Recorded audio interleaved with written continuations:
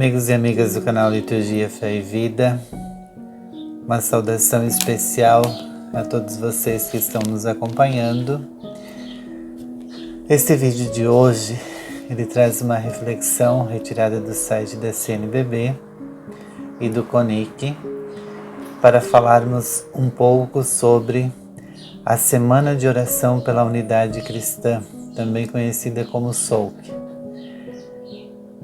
Antes, porém, de falarmos um pouco sobre isso, esse tema tão importante, esse ano traz um desafio muito grande para nós, enquanto igrejas cristãs, para refletirmos esse olhar teológico, espiritual, cristão na sociedade.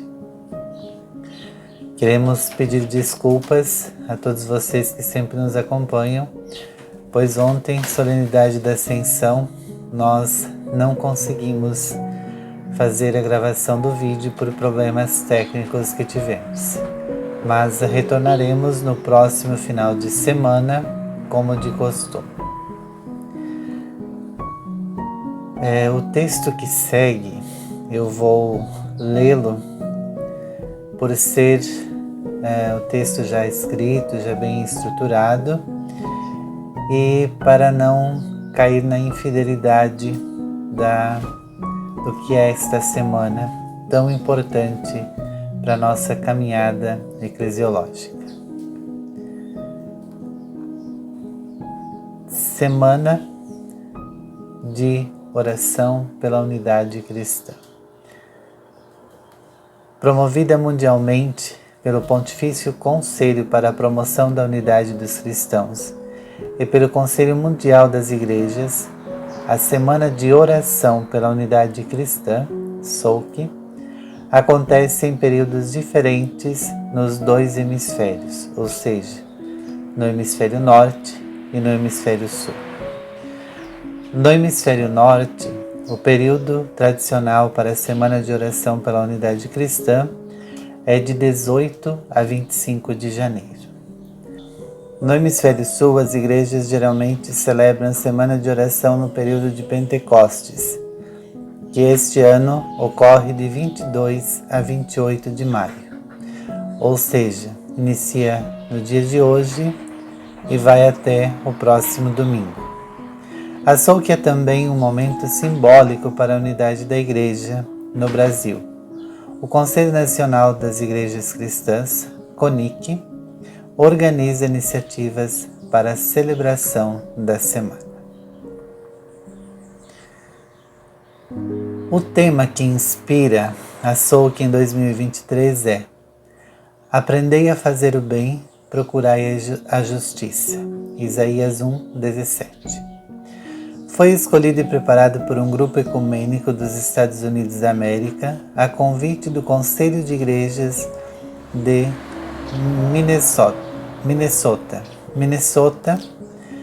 espero que eu esteja pronunciando corretamente, caracteriza-se historicamente pela profunda disparidade racial. Entre as inúmeras violências racistas, destaca-se a ocorrida no dia 26 de dezembro de 1862, quando 38 pessoas da etnia indígena Dakota foram enforcadas em Mankato. As execuções ocorreram no contexto da guerra travada entre Estados Unidos e o povo Dakota. No momento da execução, as 38 pessoas cantaram o hino Wakantanka Taku Nitawa, muitos e grandes. A brutalidade do massacre contra o povo Dakota não contribuiu para que, ao longo dos anos, fossem assumidos compromissos para o enfrentamento ao racismo. Ao contrário, outras histórias tão cruéis como a ocorrida em 1862 aconteceram. A mais recente, que repercutiu globalmente, foi o assassinato de George Floyd, em março de 2020, no contexto da Covid-19. Este crime perpetrado por um agente a serviço do Estado mobilizou a população afro-americana, que denunciou os inúmeros crimes racistas que ocorreram no país. Esta onda de mobilização e denúncia ficou conhecida como Vidas Negras Importam e contribuiu para a amplificação das denúncias de crimes racistas que ocorrem diariamente em diferentes países, incluindo o Brasil. Vamos entender agora um pouco o significado do cartaz, da arte que foi elaborada para esta semana.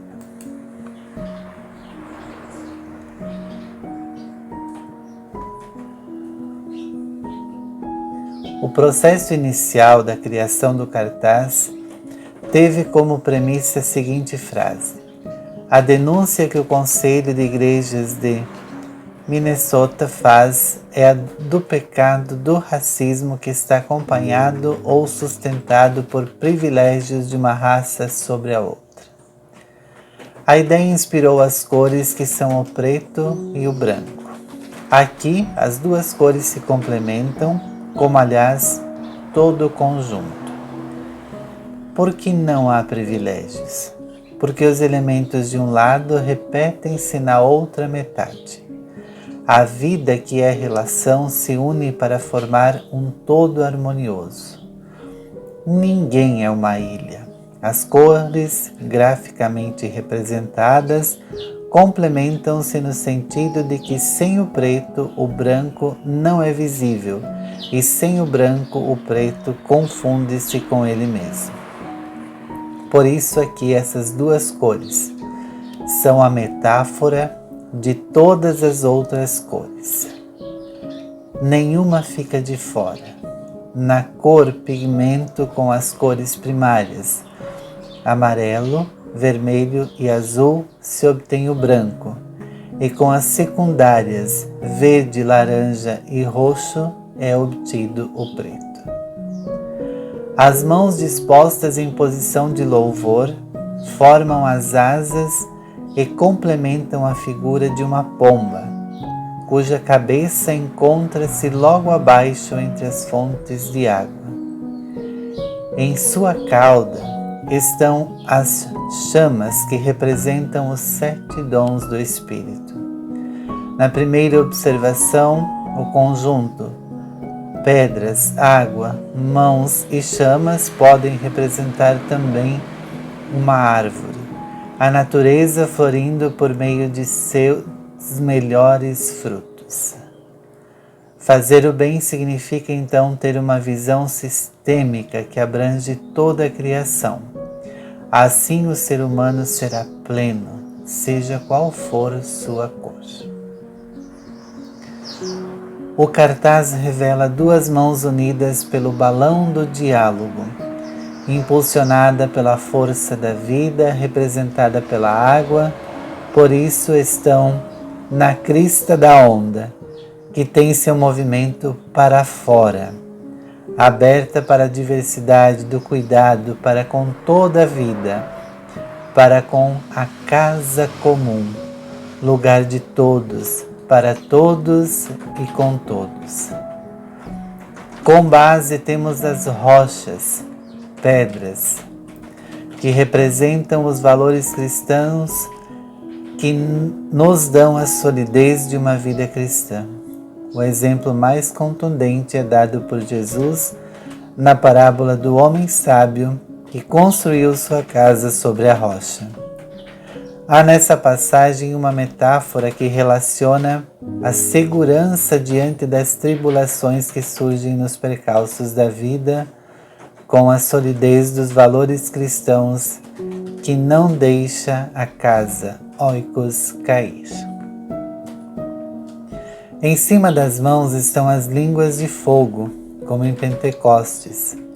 São 7 para fazer as seguintes menções: o número da perfeição, 3, Trindade Santa, mais 4, água, fogo, terra e ar, norte, sul, leste e oeste. As 7 igrejas plurais e distintas da Ásia mencionadas em Apocalipse 1:11, como expressão do ecumenismo, eram 7 igrejas diferentes, costumes e problemas particulares, mas serviam ao mesmo Deus do amor. 7 são os dias da criação, elevando a presença salvadora de Deus para com a casa comum. 70 vezes 7, como a expressão do perdão fraterno, de sempre recomeçar pelo amor, superando as divergências e construindo uma relação irmanada em Cristo. Sobre o símbolo da água que jorra da pedra, fazemos memória da passagem em que Moisés sacia a sede do povo, que caminhava pelo deserto. Assim podemos obter a seguinte analogia: da rocha dos valores cristãos brota a água da fraternidade, do amor e da justiça, que eleva a vida e jorra para todos os lados, alcançando toda a criação e assim saciando as diversas formas de sede presentes no mundo. Vejam que riqueza muito grande tem esse cartaz. A simbologia presente nele é imensurável.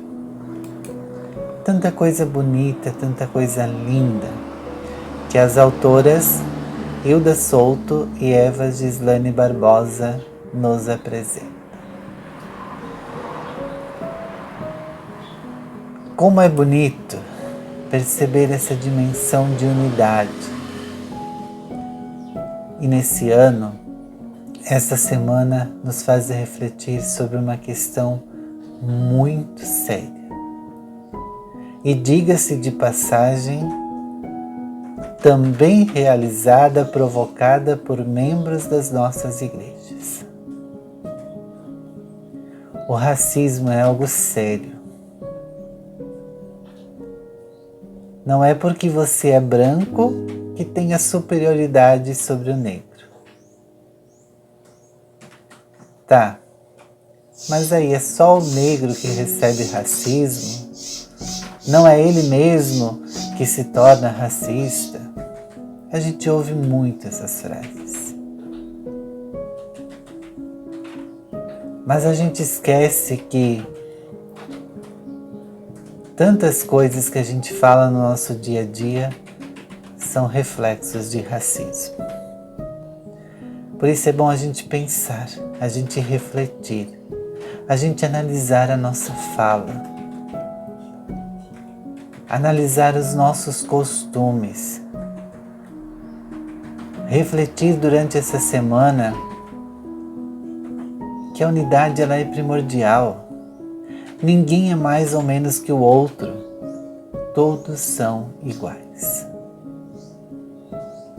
Que bom que a Souk nos traz esta reflexão nesta semana.